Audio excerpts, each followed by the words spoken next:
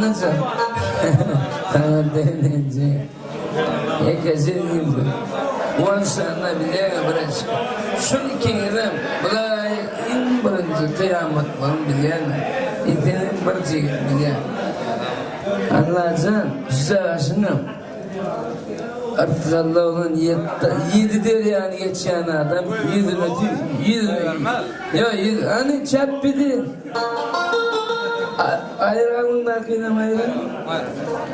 Evet, yedi der yani geçen adam tüy kurdu, üç kere. Allah'tan Allah'ın kopmalı. Hani böyle adi o şeyde.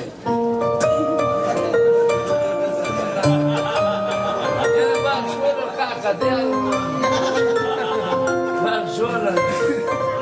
Onun adı ne? Michael Jackson yani. Tüykülün çok ciddi. Devam.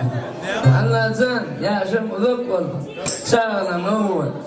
Elime damada kapıyımda toy olsun. Şuralarına bardım temlik geldi ha. Sıylak forma dedim. Anladın? İnni kerek toyum bundan ama oldu. İnni kerek yereği başlarım dedi.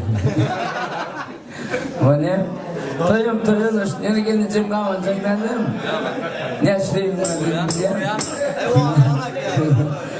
Kakar müdürden aydandım.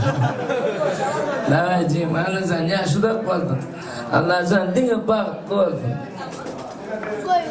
Şunun için bir aydınlıktan sağdı.